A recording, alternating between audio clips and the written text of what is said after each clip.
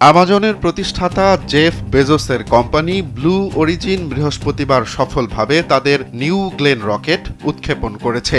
৯৮ metre উচ্চতার এই রকেটটি ফ্লোরিডার Cape Canaveral space force station থেকে উড্ডয়ন করে, যার সঙ্গে উড়ে গেছে নাসার দুইটি মঙ্গলগামী মহাকাশযানও। রকেটের অন্যতম আকর্ষণীয় দিক হল এর বুস্টার পুনরুদ্ধার সক্ষমতা। উৎক্ষেপণের পর বুস্টারটি সমুদ্রপৃষ্ঠের প্ল্যাটফর্মে সঠিকভাবে অবতরণ করেছে, যা ব্লু অরিজিনের জন্য একটি গুরুত্বপূর্ণ সাফল্য বলে বিবেচনা করা হচ্ছে।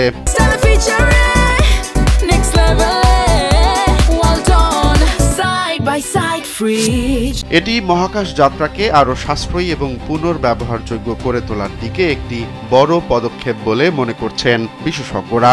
উৎক্ষেপণের প্রায় ২০ মিনিট পরে রকেটের উপরের অংশটি নাসার দুটি স্কেপড যানকে পৃথক করে মহাকাশে ছেড়ে দেয়। এই যানগুলো প্রায় ১ বছর ধরে পৃথিবী থেকে ১ মিলিয়ন মাইল দূরে অবস্থান করবে এবং পরবর্তী সময়ে মঙ্গল থেকে যাত্রা শুরু করবে।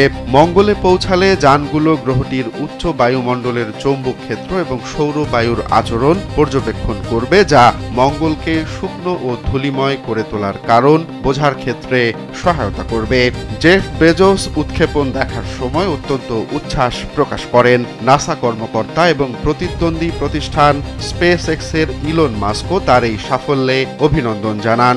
মহাকাশ গবেষণায় এই ধরনের পদক্ষেপ ভবিষ্যতে চাঁদ ও মঙ্গলে মানুষের যাত্রার পথকে আরও প্রশস্ত করবে।